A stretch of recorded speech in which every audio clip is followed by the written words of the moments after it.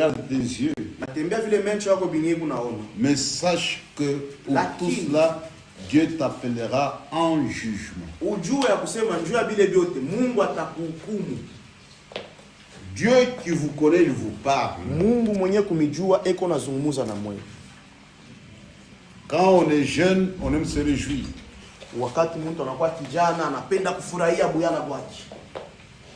On livre son cœur à la joie pendant les jours de sa jeunesse. On marche dans les voies de son cœur, selon le regard de ses yeux. Des messages que pour tout cela, Dieu t'appellera en jugement. Il y aura un jugement. Vous allez rencontrer un Dieu juge. Même tous ces jeunes, ils font ce qu'ils veulent. Ils sont libres. Il faut qu'ils comprennent.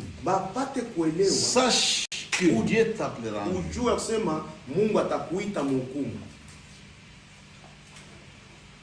Nous sommes en voyage. Ici sur cette terre, nous sommes de pèlerins et de voyageurs. Tout ce que nous faisons sur cette terre, chacun répondra. Chacun répondra. Chacun va rencontrer un Dieu juge. C'est pourquoi pendant que nous avons encore le souffle de vie, la parole de Dieu nous aide, nous montre comment échapper au jugement. De par notre naissance, nous avons une mauvaise nature. On a un cœur mauvais. Ce que Jésus dit, le cœur de l'homme est tortueux par-dessus tout. Qui peut le connaître? Moi, Dieu, je sonde le cœur et les reins. Tout homme vient sur cette terre. Il est mauvais. Peu importe qui il est. Parce que c'est une mauvaise naissance. David disait, je suis né dans le péché. Ma mère m'a conçu dans l'iniquité. Tout homme qui naît sur la terre, il est mauvais. Parce qu'il est venu par la mauvaise voie. Mais Dieu est devenu un homme pour nous délivrer de cette mauvaise nature. Dieu est venu en Christ. Il a fait une œuvre pour nous arracher de ce siècle mauvais. Il est très important de croire avec son corps, de recevoir la sémence parole dans son cœur. Autrement, nous sommes foutus. Un homme sans Dieu, il peut être gentil, sociable, mais au fond de son cœur, il est mauvais. Mais quand quelqu'un croit, Dieu change son cœur. Dieu lui donne la nature de Dieu. Il peut marcher d'après la parole de Dieu. Autrement, c'est un échec. C'est pourquoi nous ne croyons pas dans la religion des familles. C'est l'église de papa, non. Il faut croire pour que les change votre cœur, pour que Dieu vous transforme, pour que les gens la pensée de Christ, qui va permettre de le suivre dans ce voie. Le jeune aime se réjouir. Dans la vie de tout homme, maisha kila mtu yote, il y a l'enfance, kuko kuzalika, il y a la jeunesse, anakuwa tena kijana, il y a la maturité, kunakuwa tena kukomea na kwa mtu mkubwa, et la vieillesse. na kunakuwa na kuzeeka. La meilleure période c'est la jeunesse. Ile wakati ya mzuri ni youth, wakati mko biana. Quand on est jeune, on est fort. Wakati mtu uko kiana, anakuwa na nguvu, on a une bonne santé, anakuwa na afya njema, good health. Quand on est dans la maturité, wakati unakomaa na kwa mtu mkubwa, on est au soir de la vie, unakuwa sasa unafika pa katikati ya maisha, lakini unaenda kushuka, on vieillit, unaenda kuzeka, on devient de plus en plus faible. Unakuzeka, unakuwa mzaifu tena sana. Les gens sont bien, lakini babiana beko bien. C'est la même pour jouir de sa vie. Ni wakati ya furaha ya maisha. Mais en Christ, il y a le meilleur bonheur. Lakini ndani ya Kristo ndio muna raha ya mzuri. Sans Dieu, c'est Satan qui trompe les gens. Bila Mungu ni shetani ndio anadanganya watu. Regardez comment il entraîne les jeunes dans la mauvaise vie. Muone vile kuna wapeleka wa vijana mu maisha ya ovyo ya mbaya. Une vie de débauche, maisha ya usherati, une vie de mensonges, maisha ya kulanda bongo, de désordre, maisha ya fujo. Mais il y aura un jugement. Lakini hukumu ya Mungu itakufuata. Paul disait, Paulo alikuwa anasema, c'est une chose terrible, ni kitu kia ole sana, de tomber entre les mains du Dieu vivant, kuangukia mu mikono ya Mungu aliye hai. L'unique façon njia tu moja d'échapper au jugement, ya kwenda mbali na hukumu ya il n'y a que la foi en Christ. Ni kuaminia tu Yesu Kristo. Jésus a dit, Yesu alisema, celui qui croit en moi, mwenye ataniaminia, il est passé de la vie à la mort. Anapita kutoka kukifo anaingia kuuzima. Et il ne vient point en jugement. Na hawezi kupita kuhukumu.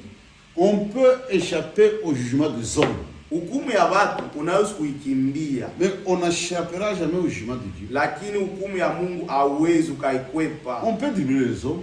Unaweza kudanganya watu. Mais on ne dribble pas Dieu. Lakini Mungu hawezi kumdanganya. Parce que Dieu que nous servons, Dieu Mungu mwenye tunatumikia, c'est Dieu qui sonde le cœur et les reins. Mungu anajua mawazo ya moyo wako. Tu peux tromper papa. Unaweza kumdanganya baba, tromper maman, mama unamdanganya, unadanganya kanisa, mais tu ne trompe pas ton cœur. Lakini hawezi kudanganya roho yako. Tu ne peux pas tromper Dieu. Mungu hawezi kumlanda. Et Dieu sonde le cœur et les reins. Mungu ndio anakuwa anachunguza mioyo tena na dhamiri yake. Quand Dieu va juger les gens, wakati Mungu atahukumu watu, tout sera mis à nu. Vyote vitakuwa peupe. Vyote vitakuwa peupe. Les actes, matendo. Quand tu poses un acte, papa peut voir. Wewe kama unaweza kunafanya kitu papa asikuone, peut voir. Anaweza kukuona. Mais si tu as une pensée, lakini kama uko na mawazo, papa peut voir ça. Kama uko na waza kitu papa hawezi kuona. Kama uko na mafikiri yako papa hawezi kuona. Mais Dieu voit ça. Lakini Mungu ako naona ndani. Comment les jeunes hommes, namna gani kijana rendra son sentier, atafanya njia yake ipate kuya safi, en se dirigeant d'après la parole de Dieu? Ni kujiongoza tu kufuatana na neno la Mungu. Tous les jeunes qui ont rejeté Dieu, vijana bote wenye walimkatala Mungu dans leur vie, mu maisha yao, dans leur marche, mu safari yao, ce sont des malheureux. Ni wenye ole, ils sont complètement foutus. Bali wanakuwa tena wenye kupotea. Le jeune aime se réjouir. Babiana wanapendaka kufurahia sana. Et Satan les trompe. Lakini shetani yako na balani. Sans Dieu, bila Mungu, Satan leur apporte toutes sortes de divertissements. Shetani anabaleta mara yote marezo sociaux. Mais dans le péché, lakini muzambi, parce qu'à la fin ils feront le frais. Juku mwisho Mungu atawasambisha. Ils seront condamnés. Mungu atawahukumu. Ils seront jugés condamnés. Mungu atawahukumu. Ils seront punis. Mungu atawapiza. Vous avez la grâce de recevoir la parole de Dieu. C'est le plus grand trésor qui existe sur la terre. Dieu vous a donné la meilleure des choses. Parce que dans la parole de Dieu, il y a des promesses pour la vie présente. Il y a même pour le futur. Quelqu'un qui a investi sa vie dans le règne. Ceux qui ne croient pas, ils ont investi leur vie dans les plaisirs, dans la joie, surtout les jeunes. Surtout les jeunes. Il y a des maladies des jeunes. C'est pourquoi Paul parle à Timothée, qui était aussi son jeune compagnon d'œuvre. J'aimerais que vous voyez ça. Dans 2 Timothée.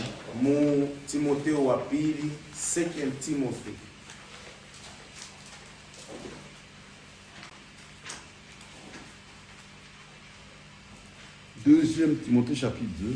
2 Timothy chapter 2. Timotheo wa pili sura ya pili.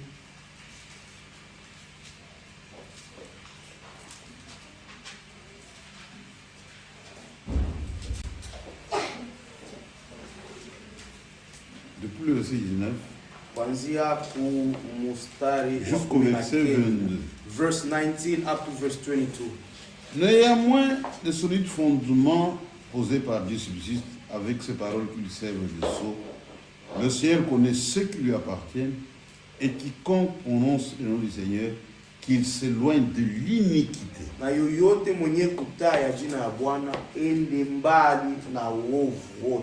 Dans une grande maison, il n'y a pas seulement des vases d'or et d'argent,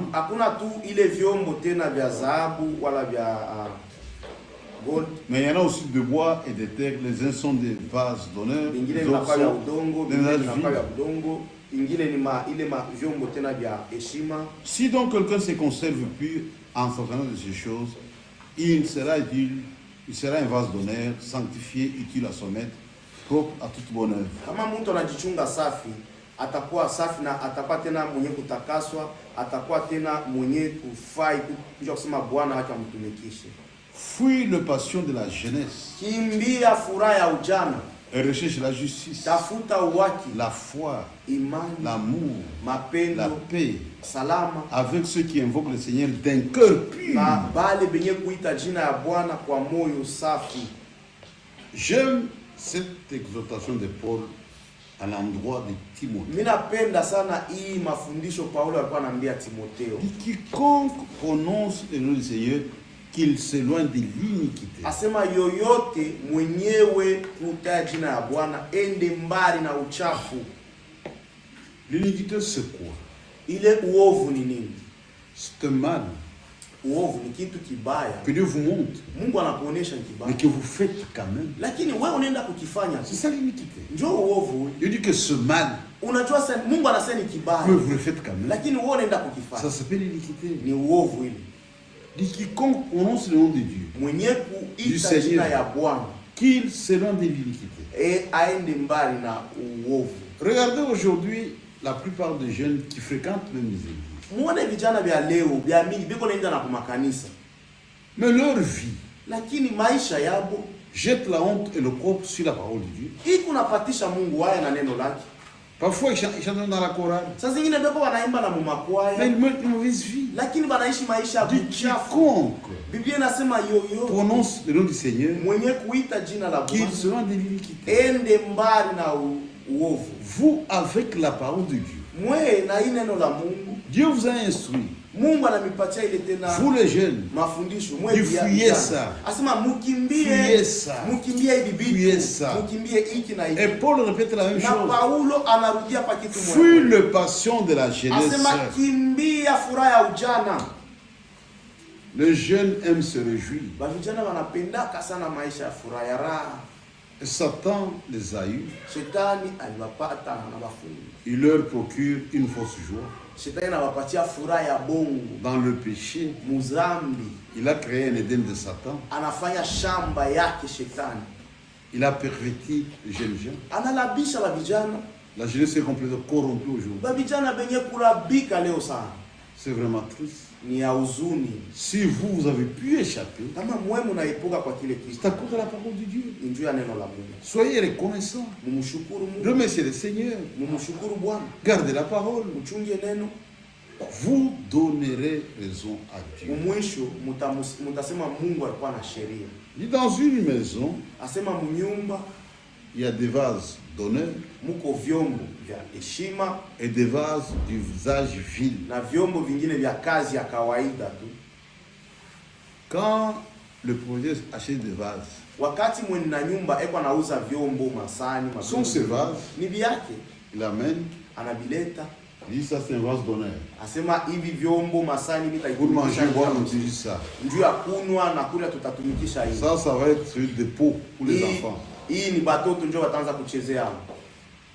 Il dit mais si quelqu'un se conserve plus, asema kama mtu akijichunga safi en faisant de ces choses, mkujichunga kwa hivi vitu, il sera un vase d'honneur sanctifié, utile à son maître. Atakuwa chombo safi yenye kustahili kwa bwana wake. Dieu a besoin de jeunes. Mungu eko besoin na mwana mihitaji. Des jeunes qui sont disposés vijana beko tayari pour mettre leur talent au service de Dieu. Njoo ya kuweka ile zawadi yao imtumikie Bwana. Pour la gloire du Seigneur. Njoo ya utukufu wa Bwana. Les jeunes ont des talents. Vijana wanakuwa na mazawadi. Ils ont de la vigueur, ils sont forts. Bako na nguvu tena, bako na ile nguvu. Mais utilisez ça pour la gloire de Dieu. Lakini si ile nguvu muitumikishe njoo ya utukufu wa Bwana. Mais vous devez être mis à part. Njoo mnapasha kutenganishwa. Sanctifié. Utakaswa. Et c'est la parole qui fait ça. Njoo neno kunafanya ile kazi. Mais dans le monde, lakini mudunia, les jeunes utilisent leur talent. Vijana beko wanatumikisha zawadi yao pour Satan. Wanatumikisha kwa shetani.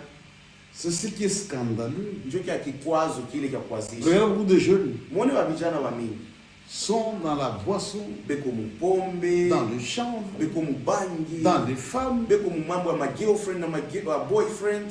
C'est une honte. Ni aya. Au lieu d'utiliser ça pour Dieu, to utumikishe zawadi yako njoo ya Mungu. Comme Paul disait à Timothée, ndio kwa maana Paulo anambia fuis le passion de la jeunesse. Asa kimbia furaha ya ujana. Une passion, c'est quelque chose qu'on aime outre mesure. Ile tamaa ile manake ni kile kitu unapendaka kufanya sana. C'est comme vous veut trouver quelqu'un, unaweza kupata mtu, il ne peut pas s'en passer de la musique. Ye asiwezi kusikia mzuri kama siasikia chaque jour il faut la mimbo. C'est une passion. Wakati wote faut asikie paka mamimbo, ma musique. Ni ndio kitu kinana napenda sana. Et il y a une passion de la jeunesse. Na kuko ile furaha ya ujana. C'est ça. Bana bipenda vile vitu. Et Satan les a entraînés dans une fausse route. Shetani anawaingiza munjia mbaya. Satan a perverti les choses. Shetani anarabisha vitu. Le péché c'est quoi? Zambi ni nini? C'est la perversion d'une chose normale. Ni kuharibisha kwa kitu kilikuwa cha kizuri. Un mensonge c'est quoi? Bongo. C'est une vérité renversée. Ni ukweli tu wanaibadilisha. Et ça il a fait. Ndio kile shetani alifanya. Il vous voulez la joie? Asema unatafuta raha, unatafuta furaha. Je vous donne la joie. Nitakupatia furaha. Mais dans le péché. Lakini anampatia furaha mzuri. Mais la vraie joie. Lakini furaha ya kweli est en Christ. Iko ndani ya Kristo. La meilleure joie furaha ya kweli est en Christ. Iko ndani ya Kristo. Et pour échapper, kama njoo ya kwenda mbali na, il n'y a que la parole de Dieu. Ni neno tu la Mungu que vous avez reçu. Yenyewe ule mnapokea. Maintenant ça dépend de vous. Ile iko na ni mambo yenu. Si vous êtes honnête et sincère, kama mnakuwa ba kunyoloka dans votre cœur, mumioyo yenu, Dieu vous bénira. Mungu atamibariki. Dieu vous aidera. Mungu atamibariki. Dieu connaît vos cœurs. Mungu anajua mioyo yenu, vos préoccupations. Anajua makazi yenu. Et Dieu vous donne Mungu selon les désirs de votre cœur. Eko anamipatia kufuatana na kutaka kwa mioyo yenu. Si une personne croit de la bonne kama mtu anaamini munamna ya mzuri, ça il a donné sa vie à Christ. Manake anampatia Kristo maisha yake. Et dans la suite de sa vie, na kumwisho maisha yake, il ne pourra jamais poser un acte hawezi kufanya kitu qui est contre la parole de Dieu. Yenye kinakuachana neno la Mungu. Même s'il est seul, atake ko yeye loin des parents, eko yeye mwenyewe, loin de bazazi, hakuna kanisa, loin du pasteur, bali na pastor, mais il va conserver la parole. Lakini anachunga, anapasha kuchunga neno la Mungu. À la cité, qu'est-ce que les gens disent? Ni mule mumafasi tuko na ikala watu weko nasema la parole de Dieu c'est bon pour les vieilles personnes. Asema neno la Mungu ni ya bazetu wenyewe shasema. Ils ont déjà fait la vie. Benye wale washakufa maisha yao. Et qui sont déjà très fatigués. Banazeka sana wanachoka. Mais il faut adorer Dieu. Na njoo wataenda sawa kanisa bali. Vous jeunes. Sasa mwe babia. Faites d'abord la vie. Asema mwe mfanye kwanza maisha. Ce qu'ils appellent vie. Benye beko naita sasa ndio maisha. C'est la mort. Ni kifo. L'écriture dit. Maandiko yanasema Quiconque vit dans le péché, mwenye kuishi muzambi, il est mort quoique vivant. ni mwenye kufa hata iko kama ego naishi mumwili. Regardez comment Satan a trompé les gens. Muone vile shetani anadanganya. C'est ça la vie. Asenjo maisha. Et pourtant c'est la mort. Lakini ni kifo. C'est nous qui vivons. Sio ndio tunaishi. La vie est en Christ. Maisha iko ndani ya En dehors de Christ, uzima ni ndani ya Kristo. Il n'y a pas de vie. Nje ya Kristo hakuna maisha, hakuna uzima. Il peut tromper un jeune homme. Il l'entraîne dans une fausse joie. Il attrape le sida, il meurt. Ou des maladies qui dérangent sa fertilité. Quand il va se marier, il sera stérile. Satan l'a trompé.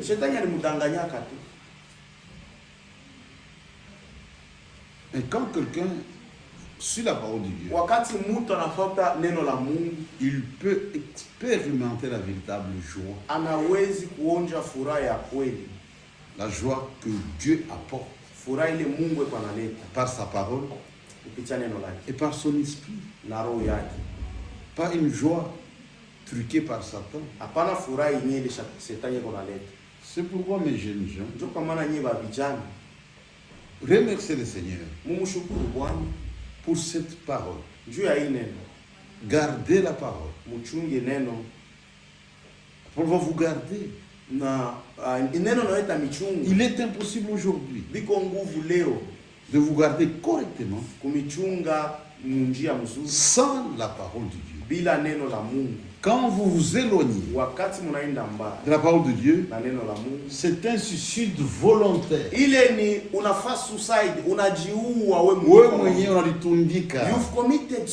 vous pendez et vous ferez les frais. Je vais vous donner un témoignage. Il y a une sœur qui étudie à l'ISP.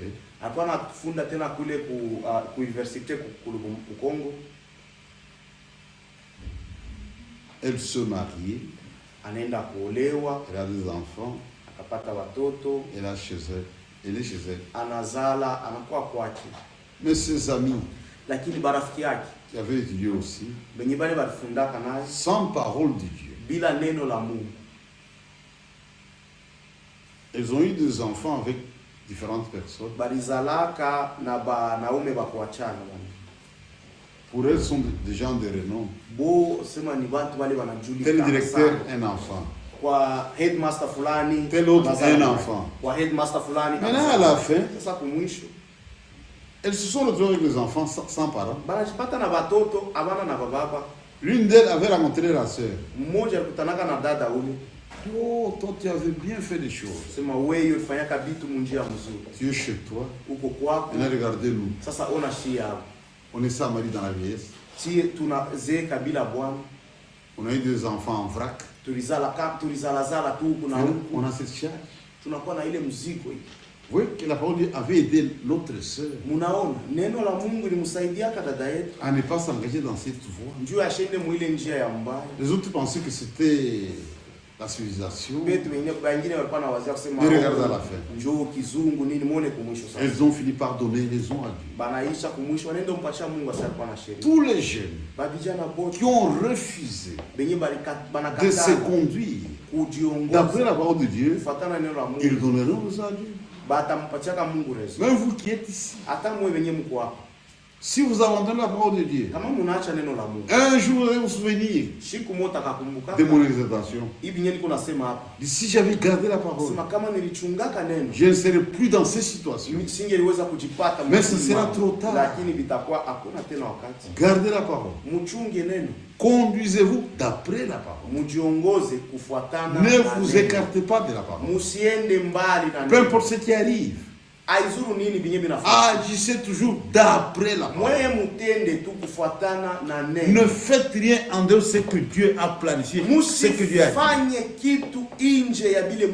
Ne vous croyez pas plus intelligent, plus sage que Dieu. Dieu qui nous connaît, Dieu qui nous a créés, il a donné sa parole pour nous conduire Et en suivant la parole de Dieu, nous sommes sur un chemin sûr. C'est pourquoi aujourd'hui, Dieu s'est comporté comme un bon père de famille. Nous avons des instructions concernant les parents. Même les jeunes gens, même les pommes de jeunes, Dieu s'occupe de ça. Je disais qu'aujourd'hui, la jeunesse est complètement détruite. Même parfois, ceux qui viennent dans l'église, à Lubumbashi, deux jeunes sœurs constatent que leur grande sœur cachait toujours le téléphone.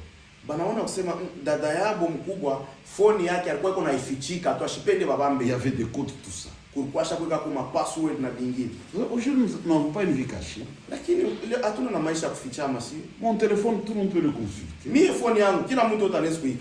Ma boîte email, tout le monde peut consulter. Email address yangu, kila mtu WhatsApp yangu, mtu yote anaweza kuifungua. Alors, ce sont les frères qui regardent.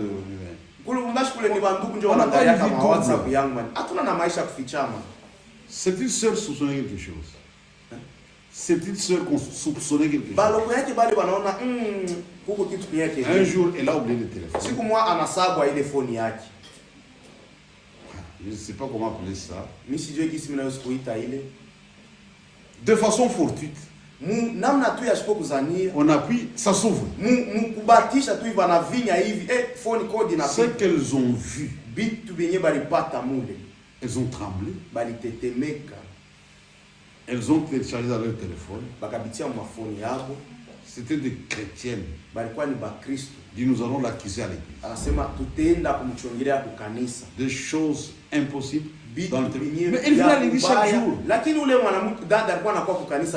Oui. Des choses sales dans son téléphone. Son père ne connaissait pas ça. Ni sa mère.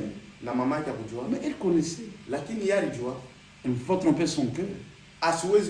Et Dieu connaissait. Et aujourd'hui, il n'est plus dans la parole de Dieu.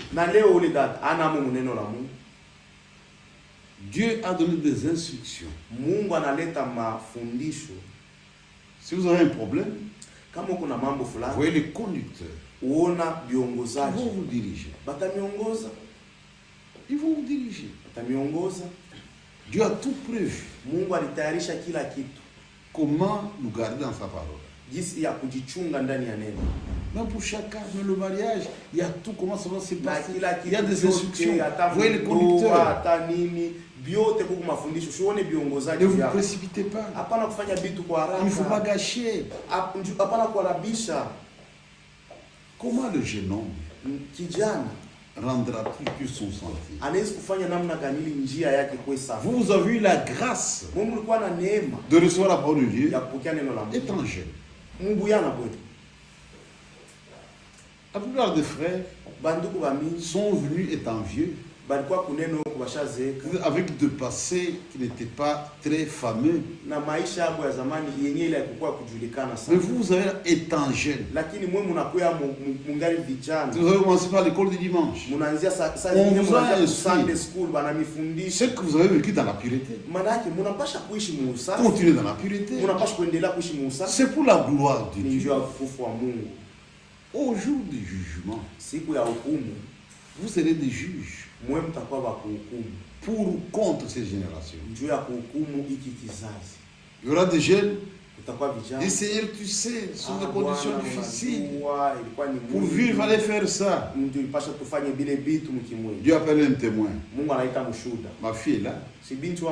Elle n'a pas fait ça.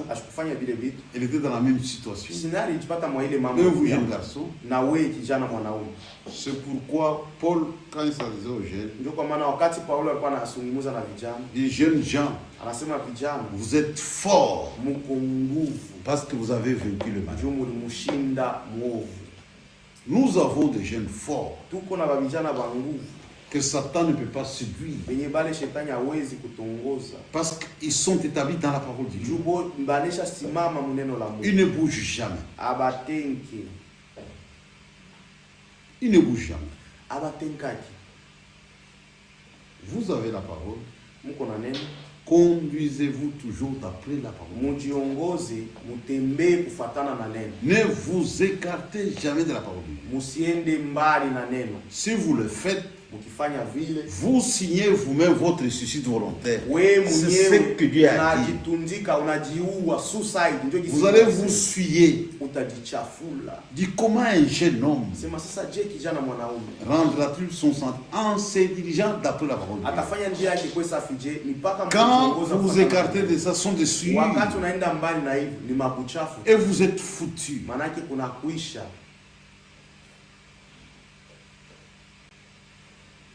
Vivez dans la pureté. Muishi katika usafi. Quand je vis dans la pureté, wakati kijana anaishi mu usafi, ça fait la gloire de Dieu. Kile kitu kinamfurahisha